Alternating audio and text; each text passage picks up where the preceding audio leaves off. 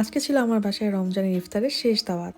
আর শেষ ইফতারে ভাবলাম একই খাবার রান্না করতে আর খেতে খেতে কেমন যেন একঘেয়ে লাগছে। তাই ইফতারের পর ডিনারের জন্য ট্রেডিশনাল আইটেম বাদ দিয়ে চিন্তা করলাম একটু দেশি স্টাইলে বাংলা চাইনিজ রান্না করলে কেমন হয়। Fried rice, chicken chilli onion, sweet and sour prawn আর এই ধরনের আইটেম খেয়ে তো আমার অতিথিরা দারুণ খুশি। আর সাথে ছিল ঠান্ডা ঠান্ডা ম্যাঙ্গো জেলো পুডিং।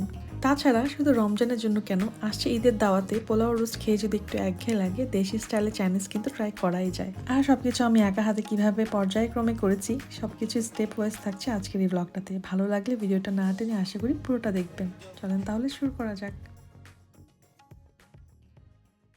আসসালামু আলাইকুম সবাইকে, আশা করছি সবাই অনেক বেশি ভালো আছেন। নতুন বা পুরাতন যেই আজকে আমার চ্যানেলে জয়েন করেছেন সবাইকে অনেক বেশি ওয়েলকাম দ্যাট দিস সাইমাতে। আর ইতিমধ্যে আপনারা তো বুঝেই গিয়েছেন আমি আসলে কিসের প্রিপারেশন করছি। আজকে আমার বাসায় এই রমজানের শেষ ইফতার দাওয়াত, আলহামদুলিল্লাহ। ইফতারে তো ট্রেডিশনাল আইটেম থাকবেই, বাট সেই সাথে চিন্তা করলাম ডিনারে আমি চাইনিজ রান্না করবো। আর চাইনিজের জন্য প্রথম যে আইটেম সেটা হচ্ছে ফ্রাইড রাইস। ফ্রাইড রাইস রান্না করার জন্য টুকটাক টিপস আমি আপনাদের সাথে একটু পরেই শেয়ার করছি। ফ্রাইড রাইসের জন্য আমি চালটা ভালো করে ধুয়ে পানি ঝরানোর জন্য রেখে দিব। আর এই চাল ধোয়ার পানিটা কিন্তু ফেলে দিব না আমি, সেটা আমি আমার ইনডোর প্ল্যান্টসগুলোতে ইউজ করি, এতে গ্রোথ অনেক ভালো আসে। ফ্রাইড রাইস রান্না করার জন্য প্রথম যে টিপ সেটা হচ্ছে চেষ্টা করবেন ঠান্ডা ভাত ব্যবহার করার জন্য। অনেকেরই কমপ্লেন থাকে তাদের ভাত নরম এবং স্টিকি হয়ে যায়, কারণ নতুন ভাত রান্না করলে ফ্রাইড রাইসের টেক্সচার কখনোই ভালো আসবে না। অ্যাটলিস্ট 6 থেকে 8 ঘন্টা বা আগের দিন যদি ভাতটা রান্না করে ফ্রিজে রেখে দেওয়া যায় তাহলে ফ্রাইড রাইস অনেক ভালো আসে। আর এই জন্যই আমি কিন্তু আগের দিন রাতের বেলায় ফ্রাইড রাইসটার জন্য ভাতটা সিদ্ধ করে নিব। ফুটন্ত গরম পানিতে তেল এবং লবণ দিয়ে আমি রাইসটা এখন সিদ্ধ করে নিচ্ছি। এখানে আমি চিনি গুঁড়া চাল ইউজ করেছি। ভাতটা সিদ্ধ করার সময় লবণটা বুঝে শুনে ব্যবহার করবেন, কারণ আমরা যখন ফ্রাইড রাইসটা রান্না করব তখনও কিন্তু বিভিন্ন ধরনের সস ইউজ করব যেগুলোতে প্রচুর লবণ থাকে।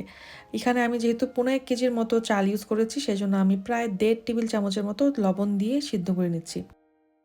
যতক্ষণে রাইসটা সিদ্ধ হচ্ছে আমি কিন্তু বসে থাকবো না, বাকি যে কাজ আছে সেগুলো শেষ করে নিব। ফ্রাইড রাইস হোক বা চাইনিজের যে কোনো আইটেমে কাঁচামরিচ কিন্তু স্বাদটা আরও বাড়িয়ে দেয়। আর আমি এখানে দেখি যে আমার কাঁচামরিচ শেষ হয়ে গিয়েছে, তো কাঁচামরিচগুলো আমি ভালো করে এখন ধুয়ে নিব। ধুয়ে পানি ঝরিয়ে সেগুলো একদম ভালো মতো শুকিয়ে আমি হচ্ছে আমার বক্সে এগুলো আবার স্টোর করে নিব। এই কাঁচামরিচগুলো আমার মোটামুটি ঈদ পর্যন্ত একদম ভালো মতো চলে যাবে। আমি কিন্তু আমার রোজার প্রিপারেশনের ব্লগে রোজার আগেই এইভাবে কাঁচামরিচ স্টোর করেছিলাম। আপনারা যারা ব্লগটা দেখেননি চাইলে দেখতে পারেন। আর এদিকে আমাদের ফ্রাইড রাইসের জন্য কিন্তু ভাতটাও সিদ্ধ হয়ে গেছে। ভাতের দানাটা চেপে দেখলে যদি মনে হয় যে গলে যাচ্ছে বাট ভিতরে একটু শক্ত মনে হচ্ছে, এটাই হচ্ছে 85 to 90% সিদ্ধ। ফ্রাইড রাইস রান্না করার জন্য কিন্তু চালটা এরকম 85 to 90%ই সিদ্ধ করতে হয়, কারণ আমরা যখন ফ্রাইড রাইস রান্না করব তখনও কিন্তু চালটা সিদ্ধ হবে। আবার এখন যে গরম ভাপটা দেখতে পাচ্ছেন প্রচুর গরম, এই গরম ভাপেও কিন্তু ভাত আরও সিদ্ধ হয়ে যাবে। তা একদম 100% সিদ্ধ করলে তখন দেখা যাবে ফ্রাইড রাইস রান্না করার সময় ভাত একদম নরম, স্টিকি, গলা গলা হয়ে যাবে। এখন আমি ভাতের পানিটা ভালো করে ঝরিয়ে নিব। ঝরানোর পর আমি এটা ফ্রিজে ঠান্ডা করার জন্য রেখে দিব, এটা রুম টেম্পারেচারে আসলে। আর এই পরিমাণ রাইস সিদ্ধ হতে আমার প্রায় 9 থেকে 10 মিনিটের মতো সময় লেগেছে, কারণ আমি একদম ফুটন্ত গরম পানি ব্যবহার করেছিলাম।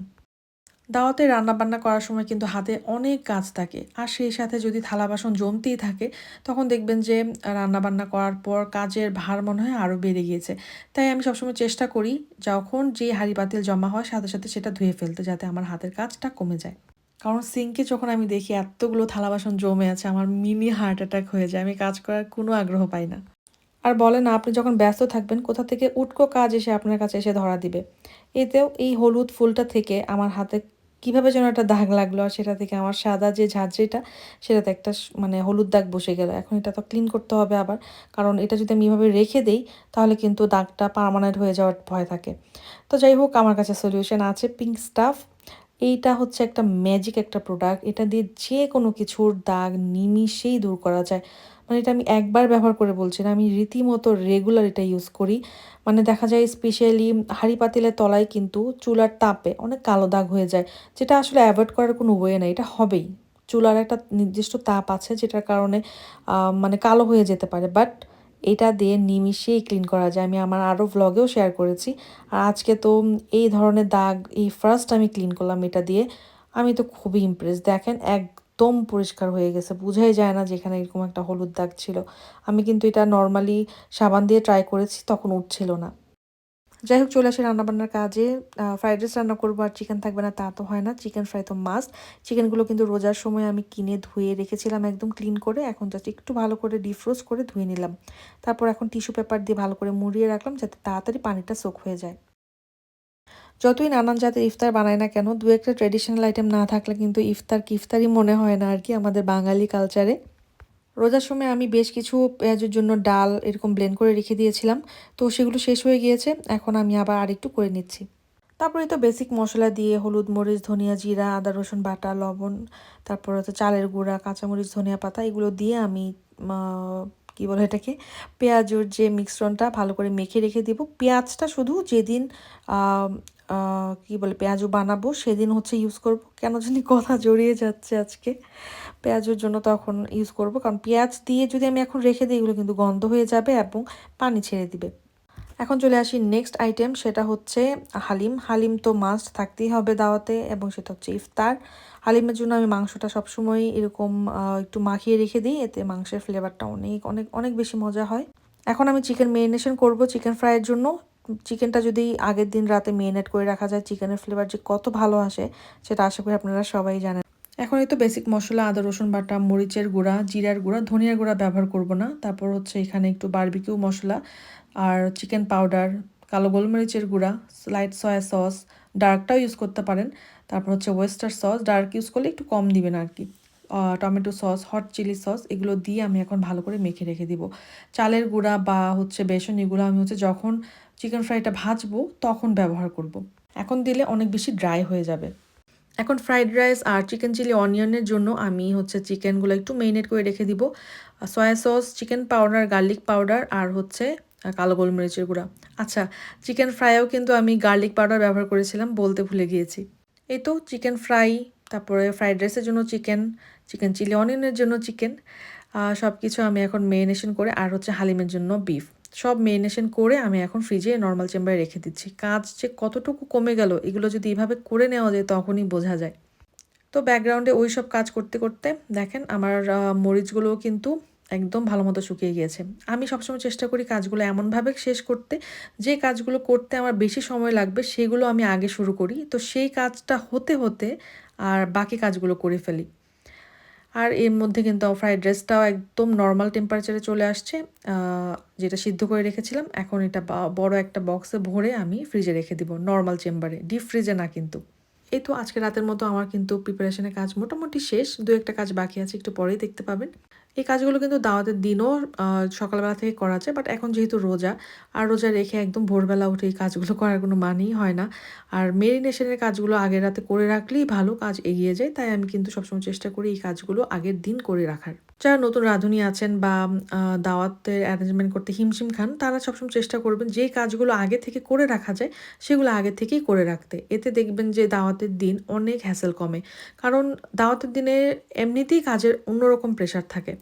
যাই হোক, এখন আমার ফাইনাল কাজ, সেটা হচ্ছে ডেজার্টের প্রিপারেশন করা। ডেজার্টটা আগের দিন বানিয়ে রাখতে হয় যাতে এটা ঠান্ডা ঠান্ডা সার্ভ করা যায়।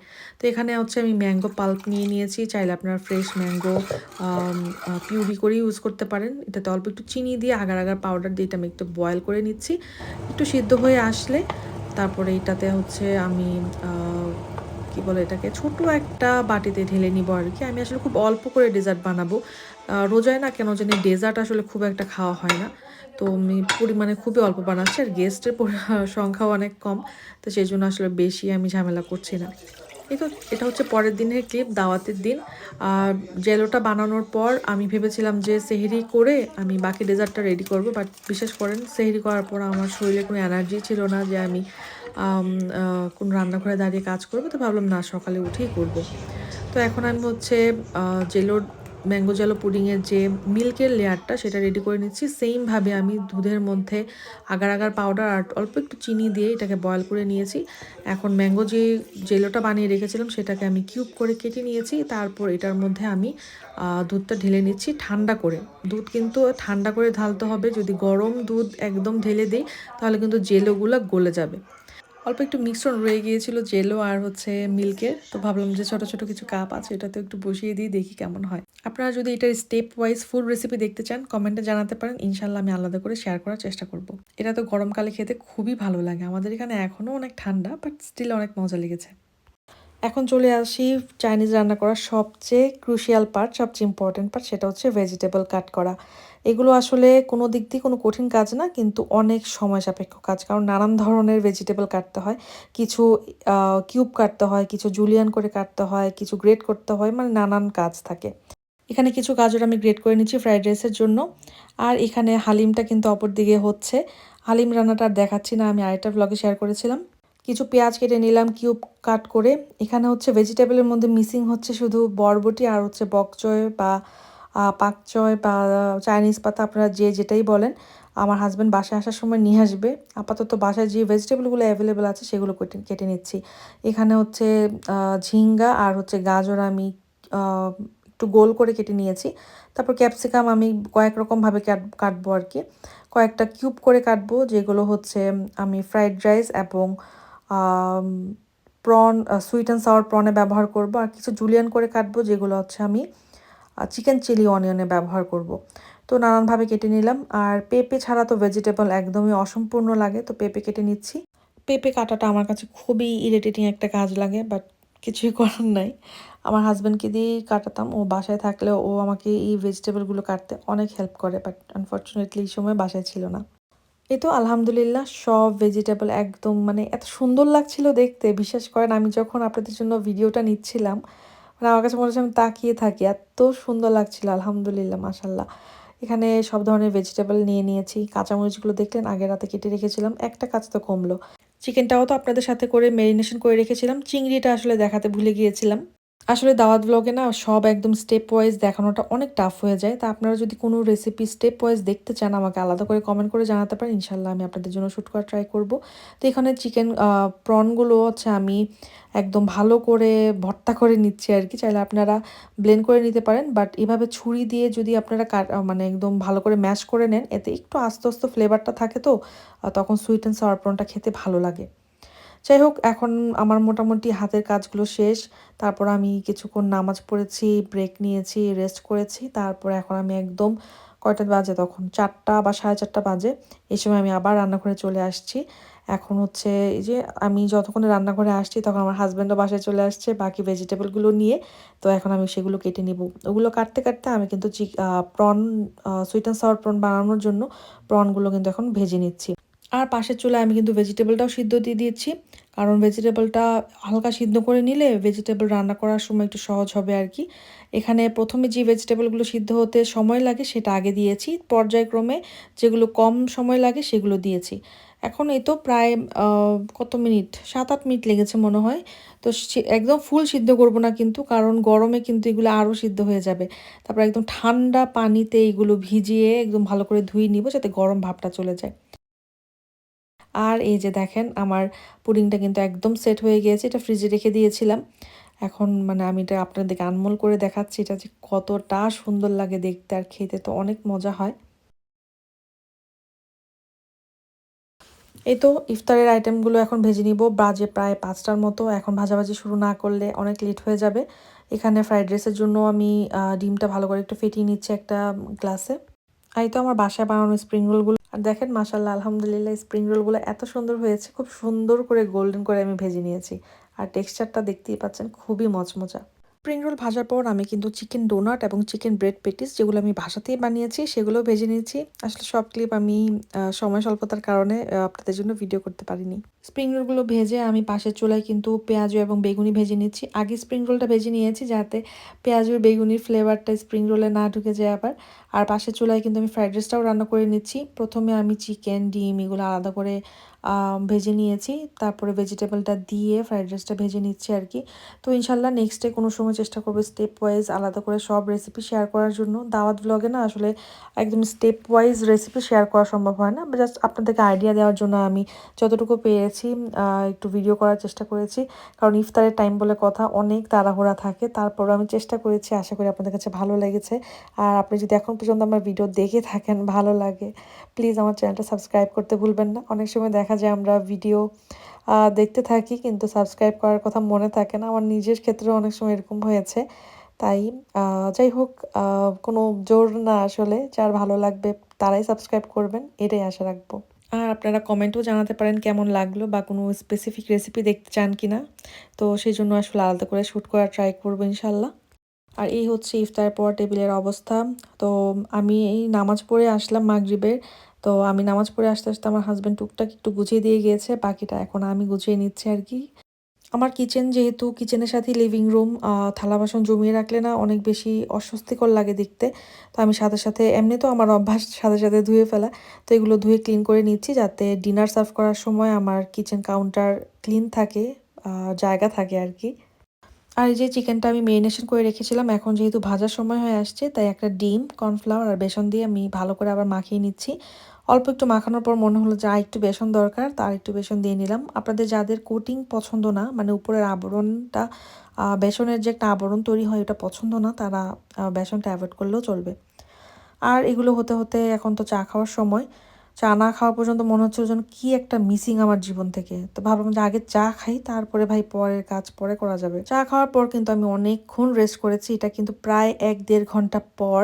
কারণ সবাই গল্পগুজব করছিল, তো আমিও সেই ফাঁকে একটু রেস্ট করে নিলাম। 4টা চুলায় 4টা রান্না বসিয়ে দিয়েছি, আর অপরদিকে আমার এয়ার ফ্রায়ারে কিন্তু চিকেনটা হচ্ছে। যেহেতু 4 চুলায় 4 রান্না, তাই চিন্তা করলাম এয়ার ফ্রায়ারটা কি ইউজ করা যাক। আর আমি প্রায় এয়ার ফ্রায়ারে চিকেন ফ্রাই করে থাকি, অনেক ভালো হয় আলহামদুলিল্লাহ। আর এই তো গেস্টরা আসার সময় অনেক সুন্দর টার্কিশ ডিলাইট নিয়ে আসছে, এগুলো দেখতে খুবই খুবই সুন্দর হয়। এখানের যে কোকোনাট বাকলাওয়া, সেটা আমার সবচেয়ে ফেভারিট। আলহামদুলিল্লাহ ফ্রাইড রাইসটা অনেক সুন্দর হয়েছে। আপনারা কমেন্টে জানাতে পারেন যদি আপনারা স্টেপ ওয়াইজ ফ্রাইড রাইসের রেসিপি চান, একদম অথেন্টিক স্টাইলে ইনশাল্লাহ চেষ্টা করব শেয়ার করার জন্য। আর এখানে হচ্ছে সুইট অ্যান্ড সাওয়ার প্রন, এটা হচ্ছে আজকের হিট আইটেম ছিল, আমার গেস্টদের তো খুবই পছন্দ হয়েছে। আর এই তো খাবার দাবারে আমার টেবিল কিন্তু একদম পরিপূর্ণ আলহামদুলিল্লাহ।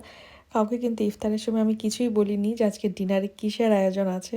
সবাই আসলে দেখে এত খুশি হয়েছিল, আমাকে বলছিল যে ভেবেছিল আমি তেহারি বা চিকেন বিরিয়ানি, মানে পোলাও এই টাইপের কিছু করব। ফ্রাইড রাইস আইটেম দেখে আসলে সবাই অনেক বেশি খুশি হয়ে যায় আর অনেক তৃপ্তি নিয়ে খায়। আলহামদুলিল্লাহ, এটাই তো চাই না। আলহামদুলিল্লাহ দাওয়াতে সব কিছু একদম পারফেক্ট হয়েছে, আর সাথে পারফেক্ট হয়েছে আমার ম্যাঙ্গো জেলি পুডিংটা।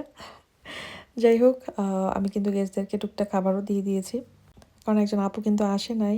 আর সবাই যেহেতু অনেক পছন্দ করেছে, আর এত লেফট ওভার আমরা খেয়ে কী করব, নিজের রিজিক আরেকজনকে শামিল করার মধ্যে কিন্তু অন্যরকম আনন্দ। আর এটা আমার বাসায় সবসময় করে সবাই, যে খাবার একটু লেফট ওভার থাকলে সেটা প্যাক করে দিয়ে দেওয়া। এখন টুকটাক ক্লিনিং করে কিন্তু আমি একদম ফ্রি। বড় বড় থালা বাসনগুলো আমি কিন্তু হাতেই ধুয়ে নিই, আর বাকিগুলো আমি ডিশওয়াশারে দিয়ে দিয়েছি। যতক্ষণ এই ভিডিওটা পাবলিশ হবে অলরেডি আমাদের ঈদের টাইম চলে আসবে। সবার ঈদের প্রস্তুতি কেমন চলছে? আমি কিন্তু এখনও ঈদের কোনো গ্রোসারি শপিং কিছুই করিনি। সব কিছু ইনশাল্লাহ আপনাদেরকে নেক্সট ব্লগে শেয়ার করব, ঈদের ব্লগে। ততদিন পর্যন্ত সবাই ভালো থাকেন, সুস্থ থাকেন। ঈদের আয়োজন, ঈদের দাওয়াত সব কিছুই হোক জমজমাট, সে আশা রেখে আল্লাহ হাফেজ, আসসালামু আলাইকুম।